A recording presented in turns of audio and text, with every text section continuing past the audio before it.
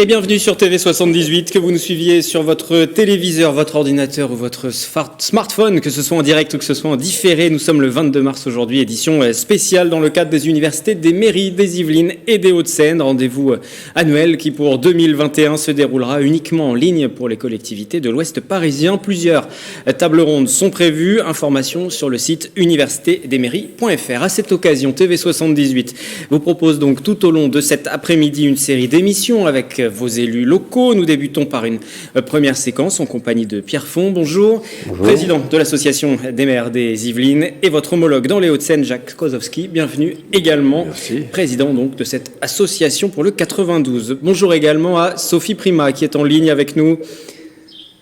Bonjour. Sophie Primas.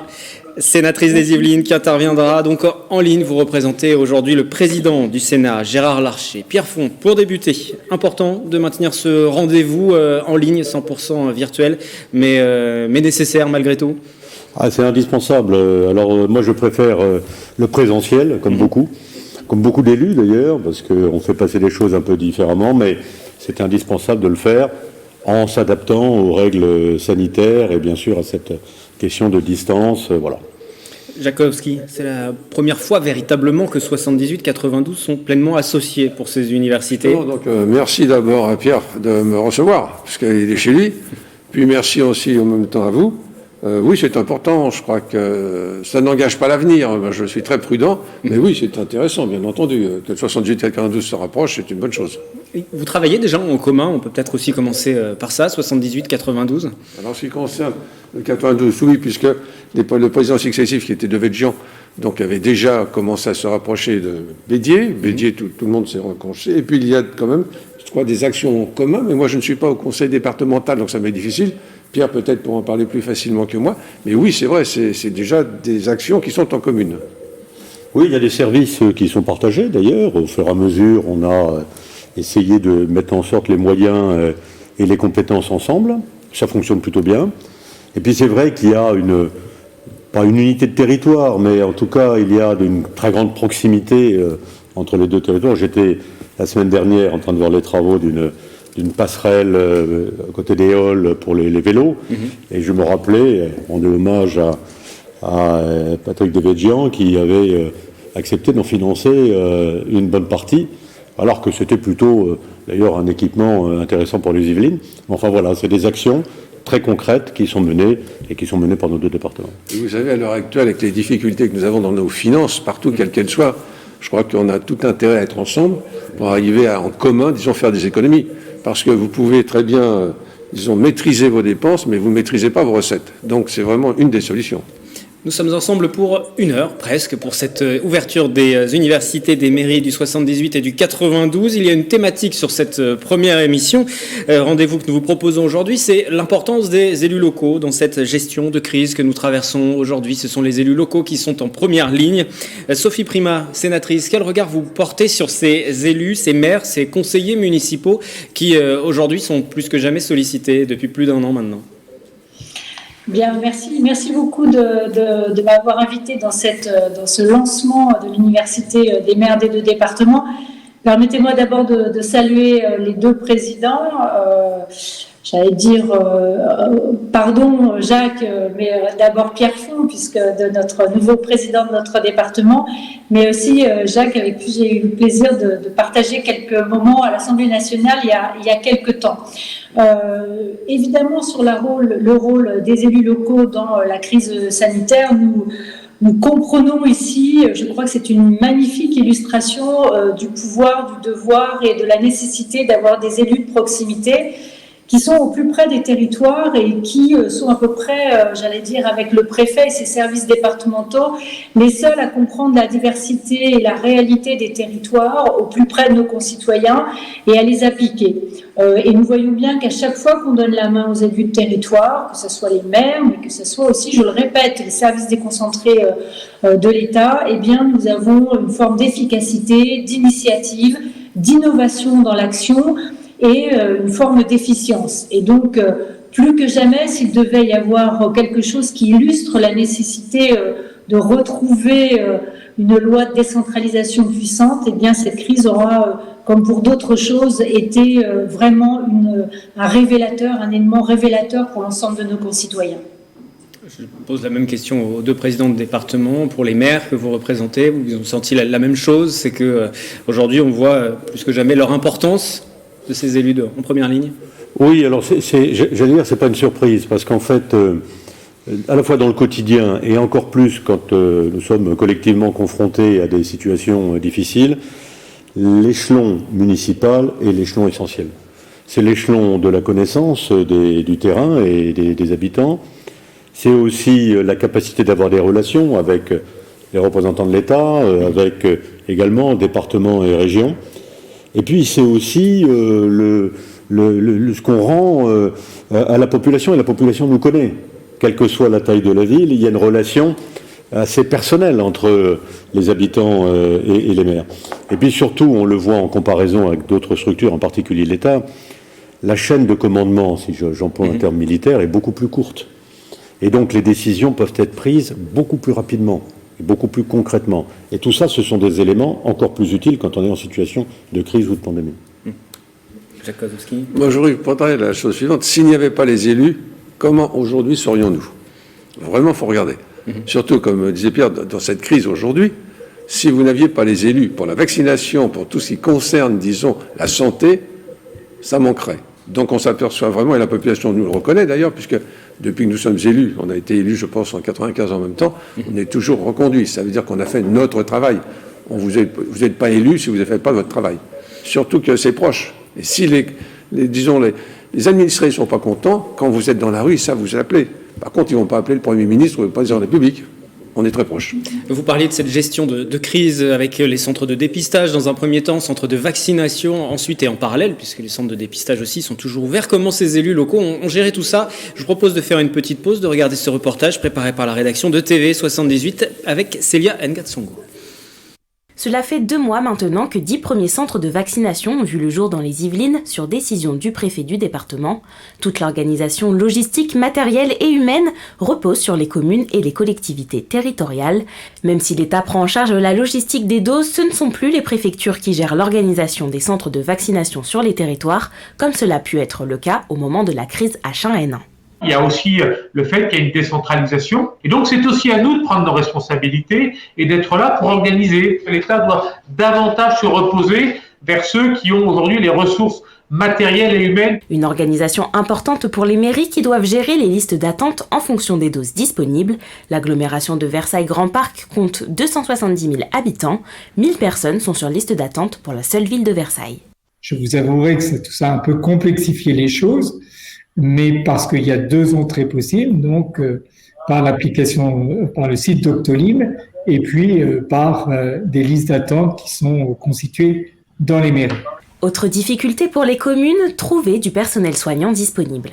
Ils sont déjà eux-mêmes submergés par les différentes vagues pandémiques, donc c'est à nous d'organiser cet encadrement sanitaire, un encadrement administratif avec nos personnels de la ville, et puis on y a joint également du bénévolat. Et c'est grâce à toutes ces forces volontaires que les mairies peuvent réagir rapidement, comme lors du week-end du 6 et 7 mars, où 5000 doses supplémentaires ont été distribuées dans les différents centres.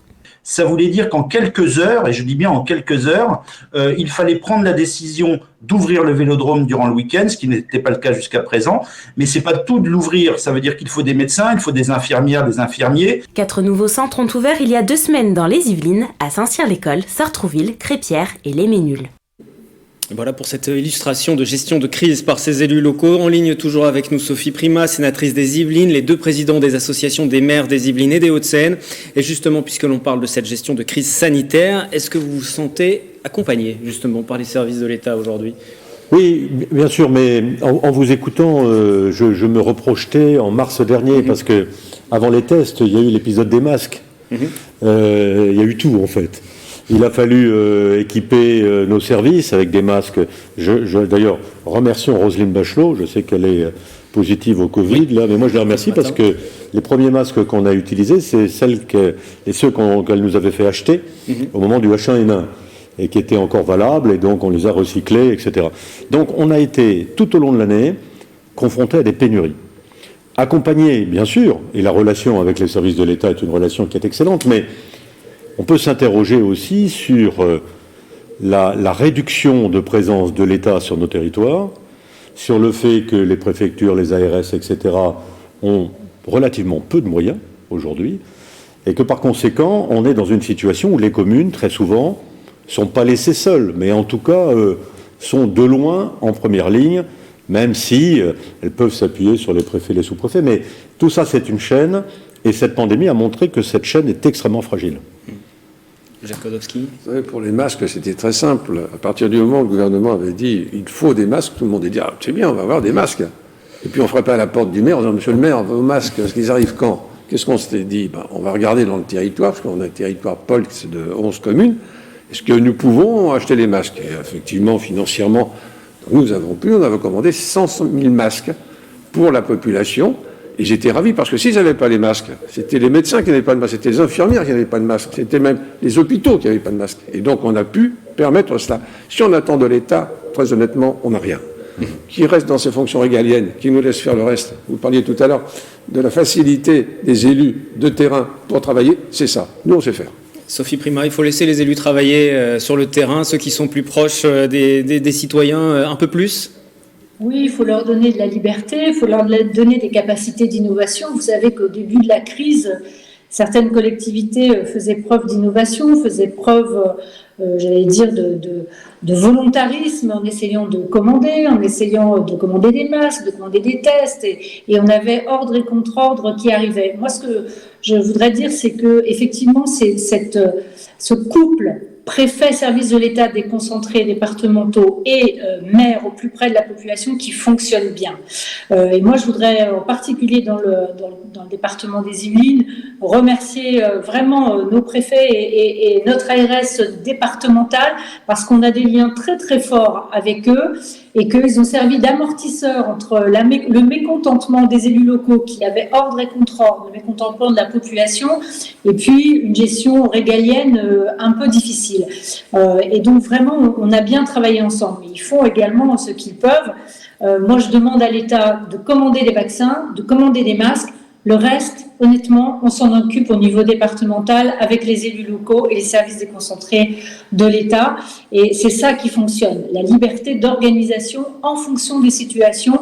On ne fait pas la même chose dans un centre de vaccination par Vaxibus ce matin à Bréval ou à Laumois qu'un centre de vaccination pour le personnel médical à Versailles ou à Sartrouville.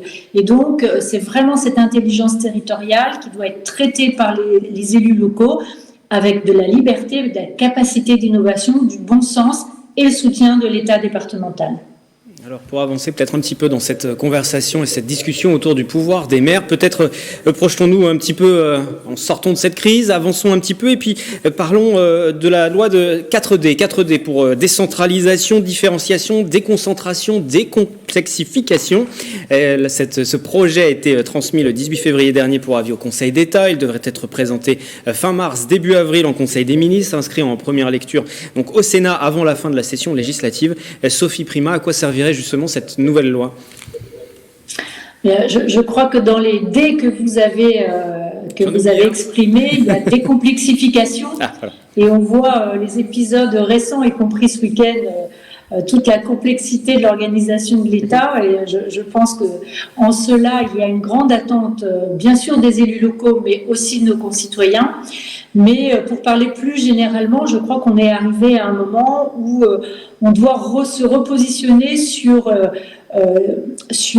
la distribution des compétences entre l'État et les différents niveaux de collectivités territoriales pour redonner aux territoires et aux éléments de proximité, aux collectivités de proximité, la capacité de prendre des décisions et donc d'affirmer une différenciation en tenant compte des spécificités des territoires. On est vraiment arrivé à ce moment-là où l'État est beaucoup trop jacobin, prend beaucoup de choses au niveau global, sans s'occuper de différenciation de territoire. Il est temps qu'on fasse cet acte-là. C'est vrai, bien sûr, dans l'organisation sanitaire telle qu'on la vit aujourd'hui, plus ou moins bien, mais c'est vrai sur des tas de sujets, c'est vrai sur le développement économique, c'est vrai sur l'adaptation de la loi, par exemple, sur le logement. Il y a beaucoup de sujets sur lesquels la différenciation et la différenciation des territoires doit être prise en compte.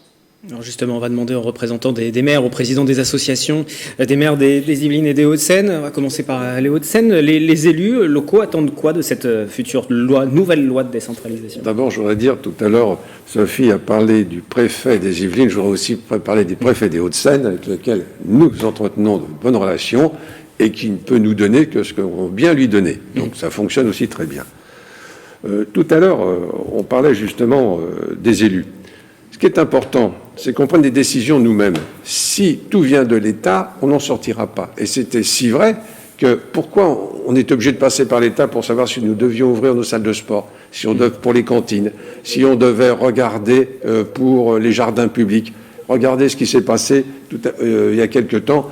On ouvre pour les fleuristes. Non, on ne fait pas les fleuristes. Et dans la nuit, on apprend les fleuristes. Tout ça, c'est pas décentralisé, c'est recentralisé. Donc faisons très attention à ça. On a besoin de cette centralisation pour définir ce que nous voulons faire. Nous, notre responsabilité est engagée, à Pierre ou à moi ou à tous les autres maires. Le gouvernement n'a pas tellement de responsabilité. Vous savez, je vous ai dit tout à l'heure, c'est pas le gouvernement que l'on va appeler, c'est pas le Premier ministre, c'est pas le président de la République, mais c'est le maire qui est dans le coin. On va dire, monsieur le maire, pourquoi vous faites pas ce travail? Pourquoi on vous attend? On a peut-être toutes les fautes, mais donnons-nous les possibilités de le faire. Et si cette loi nous permet d'avoir beaucoup plus de facilité, oui. Mais vous savez, l'administration centrale, elle n'est pas très proche des élus pour essayer de leur donner des champs. Il est plutôt recentralisé. C'est plus possible, ça. On ne peut plus dans ce contexte actuel. Pour Pierre Font, pour vous? Non, j'adhère à ça. Et je salue également le préfet des Yvelines.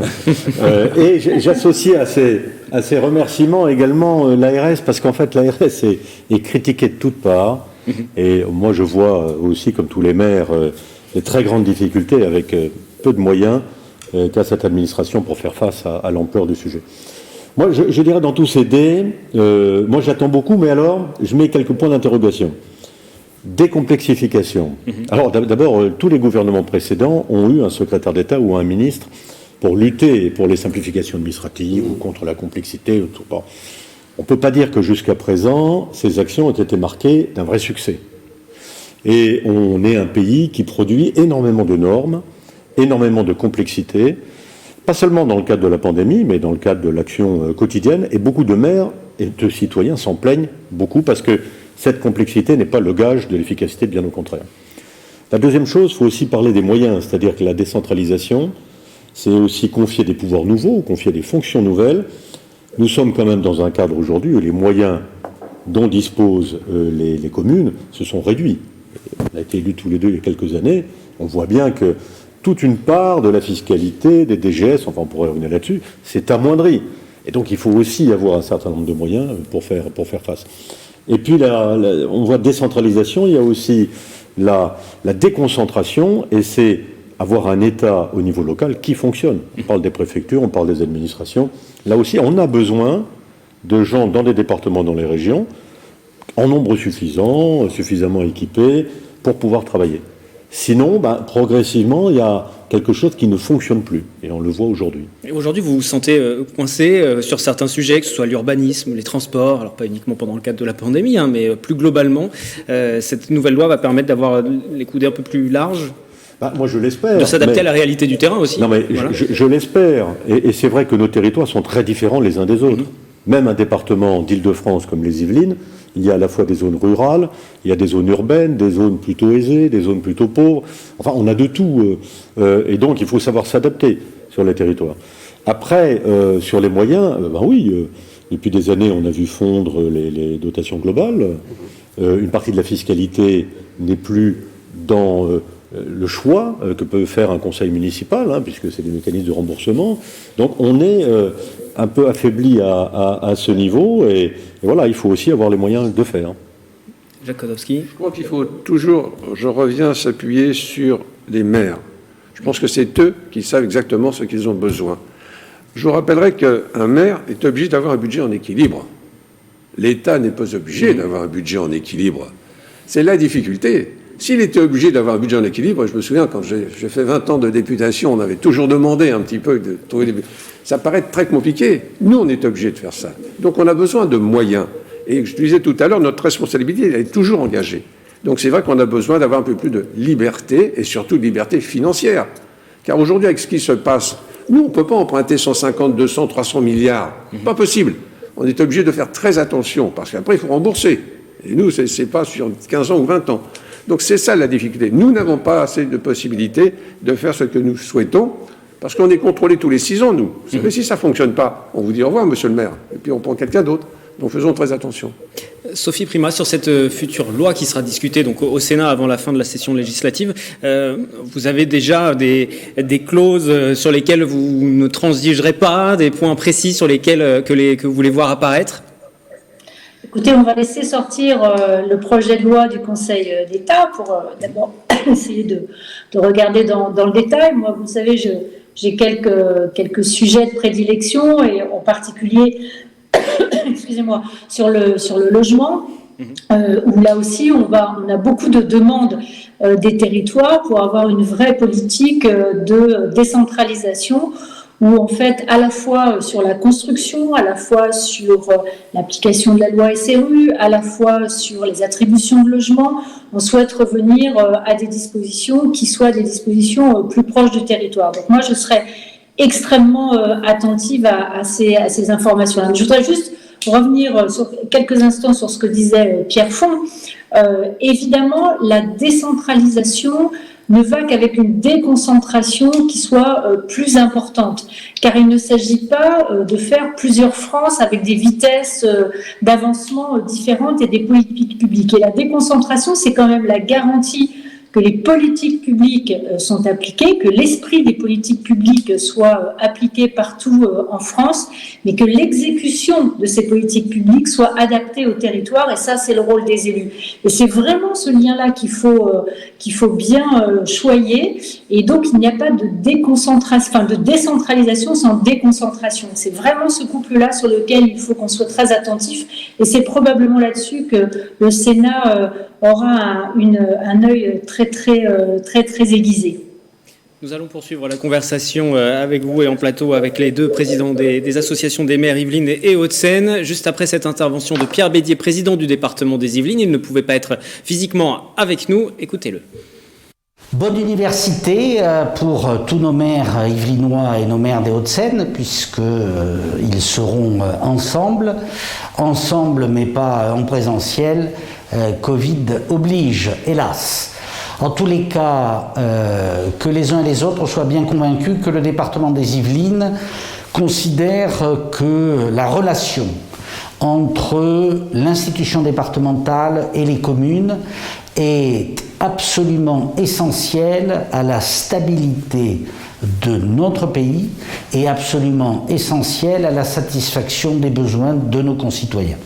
C'est cette conviction qui nous a amenés dans le département des Yvelines à nous efforcer de toujours mieux répondre aux aspirations des maires. Dois-je rappeler la création de cette agence ingénierie qui est à la disposition des plus petites communes qui n'ont pas forcément les moyens de pouvoir intégrer dans leur personnel communal toutes les compétences techniques et juridiques. C'est bien entendu la politique contractuelle, c'est bien entendu les subventions, et en particulier pour, là aussi, les petites communes, le triennal voirie qui permet d'avoir dans les Yvelines un haut niveau de service pour les automobilistes, puisque la voiture, n'en déplaise à certains, est une solution de mobilité incontournable dans un département comme le nôtre. Voilà, c'est toutes ces actions que le département des Yvelines a engagées, continuera d'engager, soyez-en assurés. Et permettez-moi, même si la saison des vœux est passée, de vous souhaiter une meilleure année, enfin une meilleure fin d'année que le début d'année, une fin de la pandémie, et bientôt le plaisir de nous revoir ensemble. Et donc je vais faire une annonce. Tiens, c'est l'occasion. Si c'est possible, nous nous retrouverons mi-juillet Pas le 14 parce que nous avons tous des obligations, pas forcément le 13 au soir parce qu'il y aura sans doute des feux d'artifice, mais peut-être le 12 ou un peu avant, nous nous retrouverons tous ensemble, les maires des Yvelines, les maires des Hauts-de-Seine, pour une soirée républicaine et pour le plaisir de retrouver cette convivialité qui nous manque tant. Bonne université à toutes et à tous. L'invitation est donc lancée avec beaucoup d'optimisme par le président du département des Yvelines pour cette soirée républicaine et on l'espère avec aussi feu d'artifice le 13 et la célébration de la fête nationale le 14.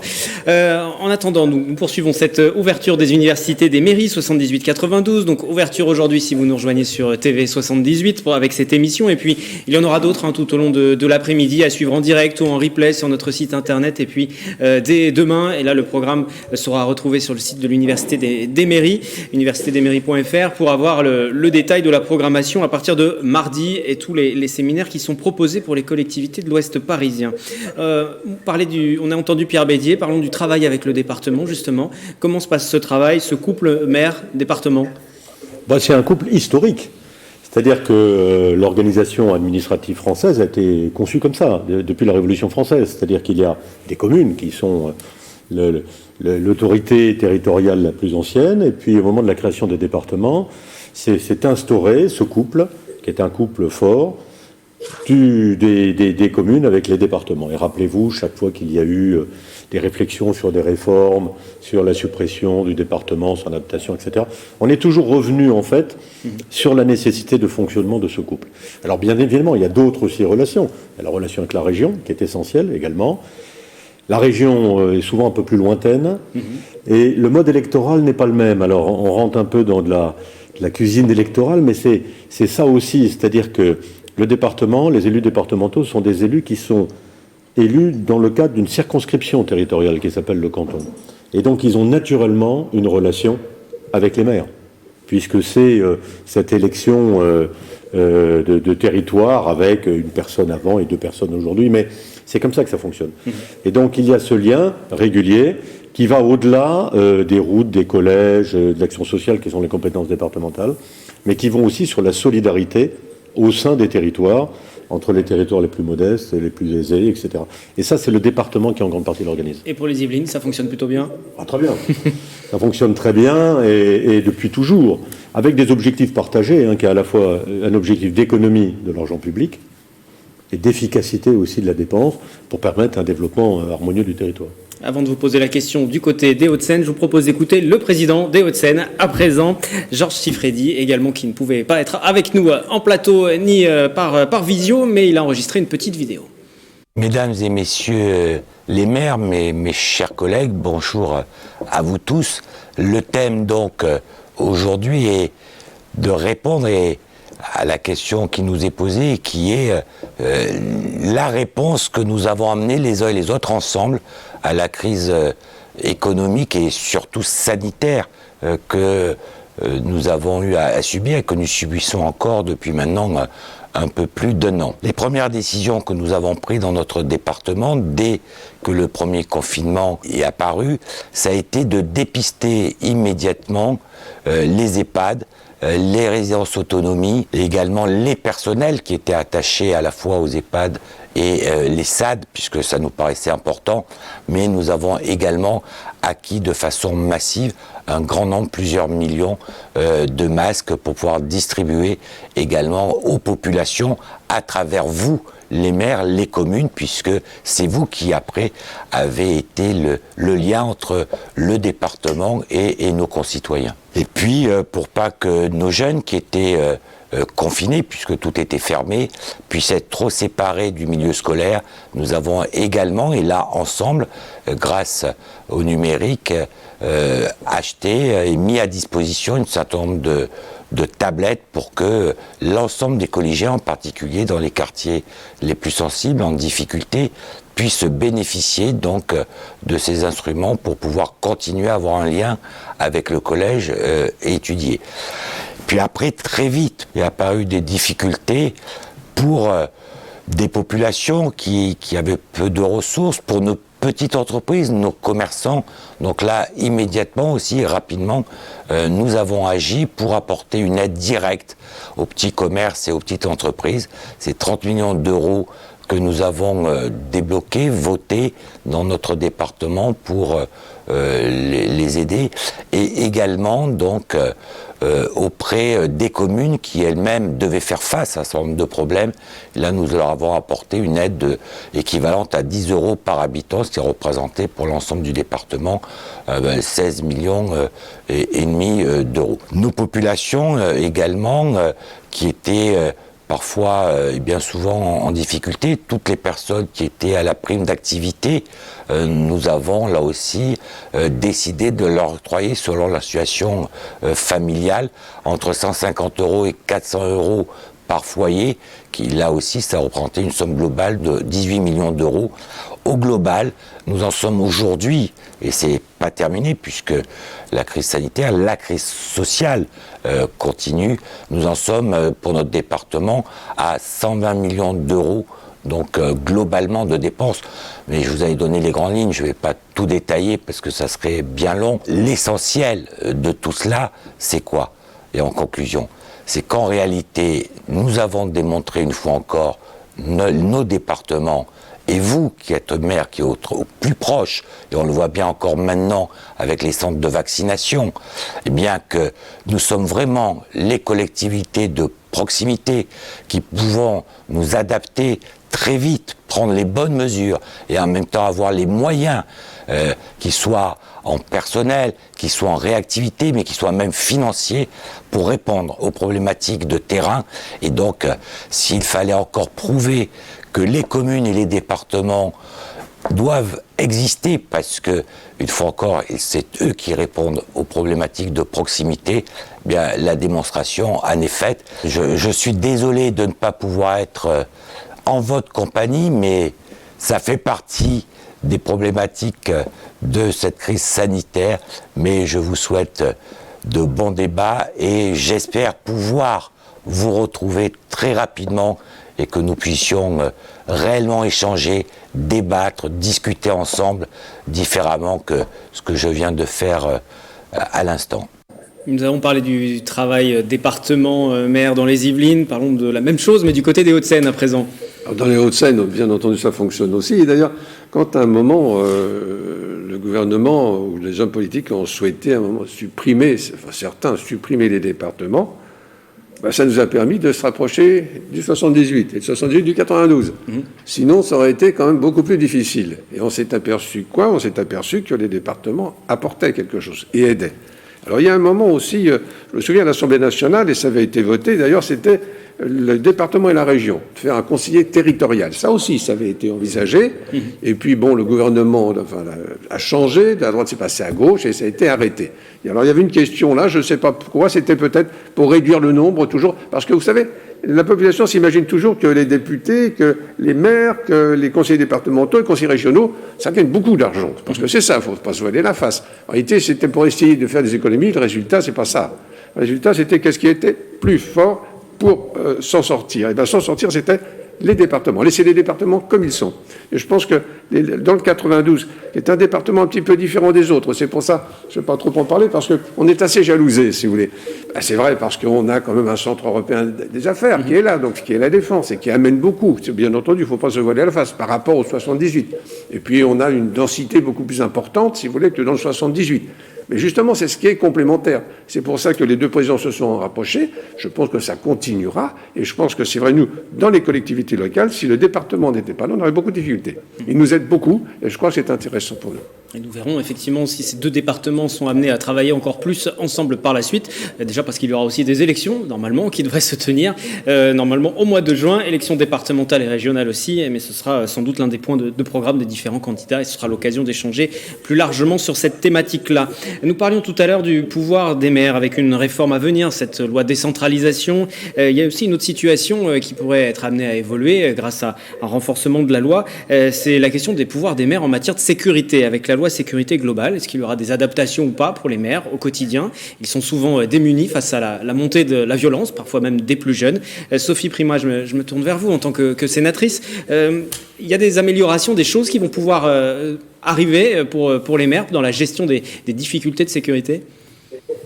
Alors, juste quelques instants, je prends quelques minutes pour vous dire que nous avons voté la version Sénat de la loi sécurité globale la semaine dernière et il ne vous a pas échappé que ça s'est fait dans le calme absolu.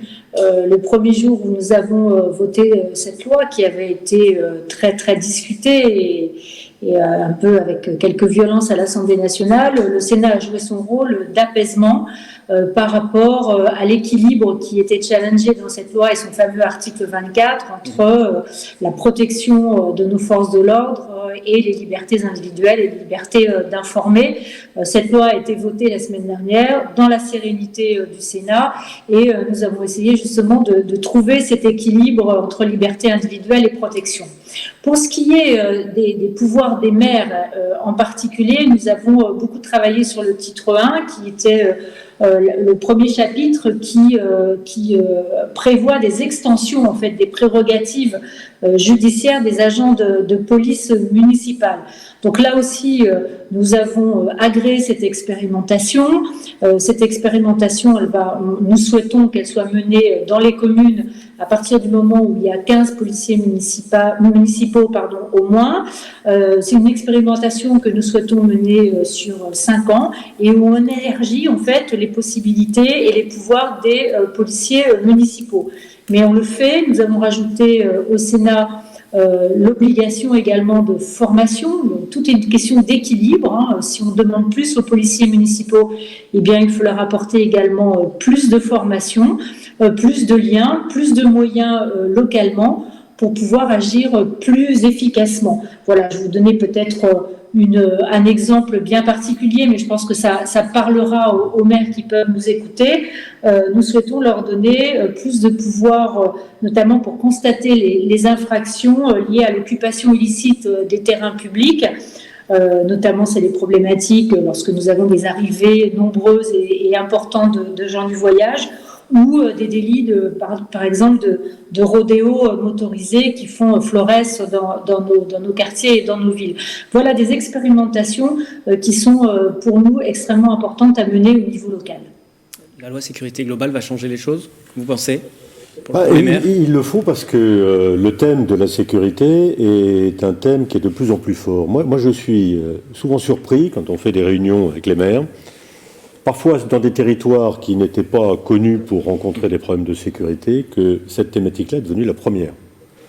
Et donc il y a aujourd'hui un développement de la délinquance, de l'insécurité, de l'incivilité, vous l'appelez comme vous voulez, mais en tout cas sur l'ensemble du territoire, et pas seulement comme c'était plus le cas auparavant dans certains quartiers ou dans certaines villes. Et beaucoup de communes sont très démunies par rapport à ces problématiques. Soit parce qu'elles n'ont pas de police municipale, soit parce que la gendarmerie et la police est plus loin. Et nos concitoyens, c'est une demande régulière. Que ce soit les squats, par exemple, la presse en a beaucoup parlé ces derniers temps, l'occupation de terrain, les rodéos. Les rodéos, c'est quand même... On n'est pas dans la grande délinquance, mais on est dans une délinquance qui, si vous me permettez l'expression, pourrit la vie pendant tout l'été de milliers de franciliens. Bon. Et donc il faut qu'on soit en capacité de répondre à ça. Alors moi je le souhaite, les polices municipales sont un fait, elles se sont profondément développées et professionnalisées ces dernières années. Je crois que dans beaucoup de communes aujourd'hui, elles ont atteint un vrai niveau tout à fait comparable à la police nationale. Il y a une bonne relation police nationale, police municipale, et donc effectivement il faut renforcer les pouvoirs du maire dans un certain nombre d'actions, celle dont parlait Sophie Primas par exemple. Pour les Hauts-de-Seine. Je crois qu'on devra se souvenir pourquoi on a des polices municipales et pourquoi certaines villes peuvent le faire et d'autres ne peuvent pas. Ça coûte quand même. Tout simplement, c'est parce que l'État n'a pas fait son travail. On aurait dû avoir que la police nationale ou de la gendarmerie. On n'aurait pas dû avoir de la police municipale. C'est bien que certaines villes qui ont un budget peuvent le faire. Sinon, ce n'est pas une bonne chose. Alors maintenant, si on l'a, comme tu viens de dire, on a besoin d'avoir des moyens. Vous savez que quand on arrête un délinquant, la police municipale arrête un délinquant, il faut qu'elle appelle à l'OPJ pour lui dire qu'est-ce que je peux faire. Elle n'a pas le droit de dire donnez-moi vos papiers d'identité, pas le droit. Donc il y a un moment, il faut savoir ce que l'on veut, où on nous donne des moyens de le faire. Et à ce moment-là, on est toujours prêt à le faire, sous la responsabilité du maire d'ailleurs, il ne faut pas l'oublier, c'est toujours la responsabilité du maire. Hein.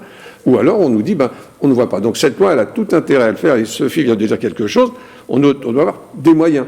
Des moyens non pas financiers, même si on pouvait en avoir, mais ça, il ne faut pas y compter, on peut surtout avoir des moyens, disons, légaux pour qu'on puisse arrêter. Il y a quelque chose aussi qui m'inquiète un tout petit peu. Est-ce qu'un jour, là je vais lancer un pavé dans la mare, est-ce que ces polices municipales, et là je sais qu'on aura le Sénat certainement qui sera avec nous, l'Assemblée, ça dépendra de la sensibilité, ne seraient pas un jour prises par la police nationale, comme on a le contingent des pompiers, où on donne de l'argent, et très bien, on le fait, la question ne se pose pas, et un jour se dire, après tout, la police municipale, elle marche pour bien, la police nationale va le prendre en charge, et ils vont le faire. Et les villes paieraient. Faisons très attention, je me retourne vers le Sénat, Madame la sénatrice, faisons très attention à ça, qu'un jour, on ne nous dise pas, attention, la police municipale, elle va la prendre directement sous le ministère de l'Intérieur. Je ne suis pas sûre que le Sénat serait prêt à voter une indexation des policiers municipaux par l'État. Non, mais le Sénat, c'est ma barrière. Je sais que là, on est bloqué. Voilà. Sophie Primas a entendu le message. Vous parliez, il nous reste une dizaine de minutes à passer encore ensemble. Oui. Sophie Primas, oui. Oui, pardon. Mais la loi sécurité globale en matière de soutien aux maires ne sera pas la seule, parce que vous savez qu'on a le projet de loi valeurs de la République ou séparatisme, enfin on ne sait plus trop comment l'appeler, qui va arriver et qui va aussi redéfinir des outils pour les maires qui sont extrêmement importants.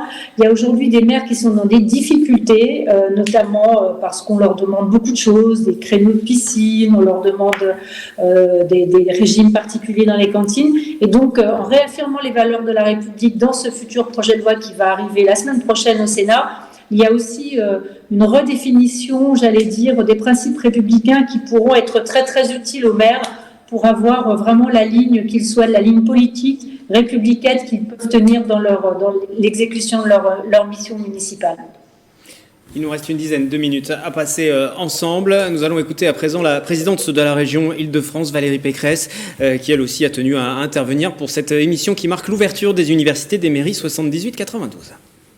Mesdames et messieurs les maires, j'aurais été heureuse de croiser chacun d'entre vous comme nous en avions l'habitude. Mais c'est déjà une très bonne chose que ce rendez-vous incontournable puisse se tenir cette année dans un format qui malheureusement commence à nous être familier. Nous vivons une période terriblement difficile et je voudrais avant tout avoir une pensée très amicale pour ceux d'entre vous qui sont ou qui ont été durement touchés par la pandémie. La région Île-de-France est le territoire le plus marqué par la crise sanitaire, mais aussi par la crise économique et sociale. Et ce contexte particulier va malheureusement se poursuivre. Mais c'est un message d'espoir que je suis venue porter aujourd'hui, car j'ai confiance en nous tous. Responsables, nous le sommes depuis le départ et nous le resterons. Dans la gestion de la crise sanitaire, la région sera à vos côtés, plus que jamais mobilisée pour la santé des Franciliens. Nous continuerons de vous proposer des journées de dépistage dans vos communes, dans les lycées bien évidemment, avec des bus qui sillonnent la région. Vous le savez, 50 gares franciliennes ont été dotées de points de dépistage de proximité. Consciente du coût considérable de la crise pour vos collectivités, la région a mis en place un fonds vaccinal régional pour vous aider à financer l'installation et le fonctionnement de vos centres de vaccination. Pour faciliter vos démarches, les rendre plus sûres et moins coûteuses, la centrale d'achat régionale est toujours à votre disposition pour vous équiper en purificateur d'air, en masque, en gel, en test. Durant ce nouveau confinement, la région sera aux côtés des plus vulnérables, en continuant de proposer des distributions alimentaires dans vos communes, mais aussi pour nos étudiants sur les campus. Les jeunes sont particulièrement touchés et nous ne les oublions pas. Pour lutter contre les difficultés financières et la détresse psychologique des étudiants et des apprentis, la région Île-de-France a mis en place, dans le cadre de son programme Région Solidaire, un plan de secours composé de plusieurs mesures phares à destination des étudiants franciliens. Une plateforme de conseil et de consultation psychologique gratuite, écoute-étudiants-ile-de-france.fr. Nous leur avons mis à disposition des hôtels pour leur logement d'urgence. Nous garantissons 15 000 prêts étudiants auprès de banques quand les familles ne peuvent plus être caution. Et nous avons aidé à leur équipement informatique. De la même façon, nous proposons un revenu jeune actif de 4 000 € pour les jeunes sans emploi et sans formation, 670 € par mois pour des formations de 6 mois dans les métiers qui aujourd'hui recrutent, car il y en a beaucoup. Et c'est le paradoxe de cette crise. Des métiers à l'arrêt, des métiers qui recrutent, et la région qui est là pour convertir professionnellement les demandeurs d'emploi et les jeunes. La région n'oublie pas évidemment ses entreprises. Vous le savez, notre fonds résilience, créé par la région, la Banque des Territoires, avec le soutien de 70 collectivités locales et du département des Hauts-de-Seine, est destiné à soutenir les TPE, les micro-entreprises, les associations et les acteurs de l'économie sociale et solidaire d'Île-de-France, impactés par la crise sanitaire. Je remercie la métropole du Grand Paris, la ville de Paris et 71 intercommunalités d'avoir été en soutien de ce dispositif. Ce fonds offre une avance remboursable de 3 000 à 100 000 € à tous ceux qui n'ont pas ou plus accès au financement bancaire. Par ailleurs, la région, vous le savez, propose une aide au paiement des loyers de 1 000 € forfaitaires pour les commerces, les restaurants, les cafés de moins de 10 salariés, ceux qui ont été fermés pendant le précédent confinement et ceux qui sont fermés aujourd'hui. Nous venons de lancer un appel à projet TPE-PME pour aider les TPE-PME porteuses d'une stratégie de croissance et créatrices d'emplois. Pour aider les entreprises en difficulté à trouver la bonne information et le bon interlocuteur pour les guider et les accompagner au mieux, nous avons un smart service qui s'appelle Assist Entreprise. Et dans l'immédiat, nous faisons tout pour que notre système de santé tienne. C'est pourquoi la région déploie un programme innovant pour augmenter et améliorer les capacités de réanimation des hôpitaux publics et privés franciliens, avec la création de 500 lits de réanimation modulaires sur fond européen. Mes chers amis, les semaines à venir s'annoncent difficiles à vivre pour les Franciliens et nous devons nous serrer tous les coudes.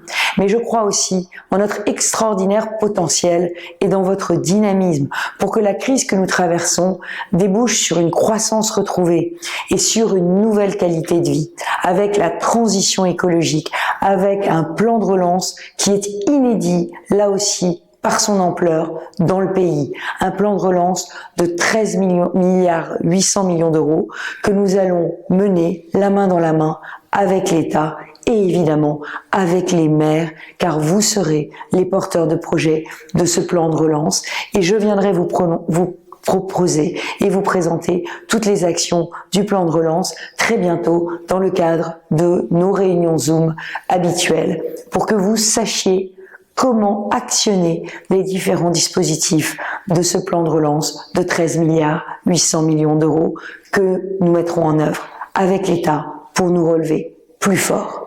Je vous remercie. La région qui compte sur l'intervention des maires. Il y aura un relais qui sera fait et des échanges. Si vous souhaitez... on va juste couper le retour du plateau, parce qu'il y a un son supplémentaire. Voilà. Pierre Fond, voilà, sur cet échange avec... La région, pardon. La région a été très présente dès le départ sur les sujets sanitaires, puisque je rappelle que la région a été la première à mettre à disposition des maires des possibilités d'achat de masques, de matériel dès le mois de mars dernier. Donc la réactivité de la région est constante et le volet que Valérie Pécresse évoque sur l'aspect économique, soutien des commerces est essentiel. Essentiel dans toutes nos communes parce que on le voit tous, nos commerces de centre-ville. Alors certains sont ouverts, d'autres fermés. La logique de la fermeture des uns et de l'ouverture des autres ne saute pas toujours aux yeux. Mais ceux qui sont fermés souffrent terriblement. Et donc il faut à tout prix faire en sorte qu'on puisse les aider financièrement. Et donc les maires seront bien évidemment présents, répondront présents pour faire en sorte que le maximum d'entreprises, toutes petites, commerces, grandes, survivent à la pandémie et soient présentes demain. Ça fait plaisir d'écouter une présidente, comme on a eu le plaisir d'écouter deux présidents, mais une présidente de région Île-de-France, parce qu'on sait qu'elle est une région qui a des moyens, mais ces moyens, on en profite. Et elle le dit, et c'est long peut-être ce qu'elle a dit, mais elle a eu tout à fait raison. Je pense que dans la ville où je suis, on a beaucoup d'entreprises, bien entendu, puisqu'on est proche, comme je vous disais, de la Défense, eh bien, elles sont ravies qu'on puisse les aider. Et puis les petits commerçants sont ravis aussi qu'on vienne leur donner. Mais les départements aussi donnent, puisque le département des Hauts-de-Seine, sauf erreur, c'était 30 millions d'euros pour les commerces. Donc ils sont ravis. Donc on a le département et la région, c'est vraiment deux institutions qui fonctionnent très très bien. Ce n'est pas d'autosatisfaction, c'est la réalité des choses, la réalité des chiffres. On parlait de chiffres, peut-être une réalité qu'il ne faut pas masquer non plus, c'est les difficultés financières derrière tout ça, parce qu'on n'a pas eu le temps de l'aborder, et ce sera peut-être le mot de conclusion que je vais vous demander dans un instant. Je vais auparavant remercier Sophie Primas. Merci d'avoir participé à cette émission d'ouverture des universités des mairies Yvelines et Hauts-de-Seine. Si vous aviez un dernier mot de conclusion à adresser aux maires, peut-être ? Je voudrais vraiment remercier la mobilisation des maires parce que l'année dernière, n'oublions pas, nous étions en année électorale. Donc, il y a des maires qui ont été reconduits, mais il y a aussi des nouveaux maires qui ont pris leurs fonctions dans des conditions extrêmement difficiles de mise en route, de relations avec les services de l'État, avec leur population. Et vraiment, je voudrais les saluer tous parce que c'est par leur implication, leur présence sur le terrain que nos concitoyens aujourd'hui peuvent regarder les mois qui viennent avec un petit peu plus d'optimisme. En tout cas, vraiment merci à eux et merci à vous d'avoir organisé cette table ronde. Merci Sophie Primas. Pierre Fon, je vous passe la parole, ce sera le tour de table de conclusion. J'abordais brièvement la question des finances. La réalité derrière aujourd'hui, c'est que les finances des communes sont peut-être un petit peu compliquées aussi. La crise n'a pas arrangé les choses. Non, elles l'ont toujours été, mais elles le sont beaucoup plus. Et il y a quelques années, dans mon premier mandat, quand je compare, on avait des moyens beaucoup plus importants en action et aujourd'hui beaucoup moins.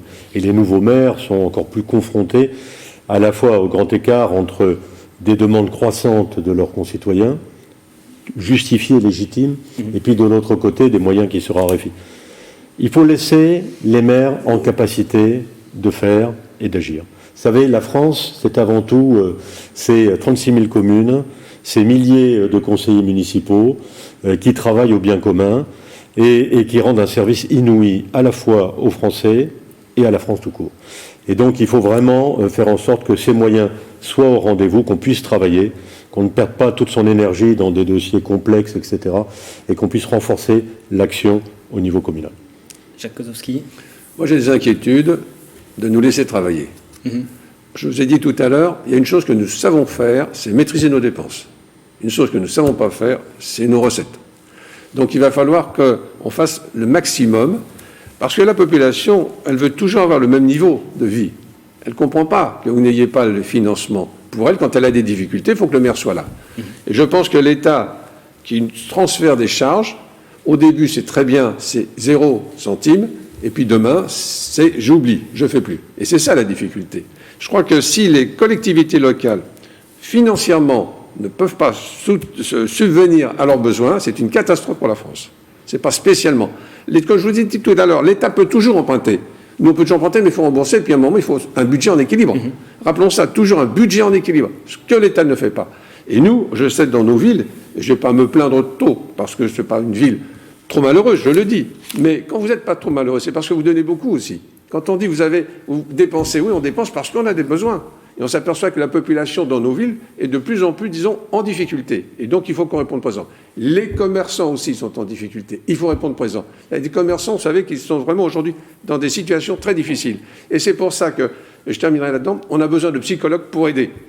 Que ce soit dans les écoles, que ce soit dans les lycées, que ce soit aussi dans nos villes. On a besoin parce que les gens sont complètement déroutés, ne savent plus du tout où ils vont.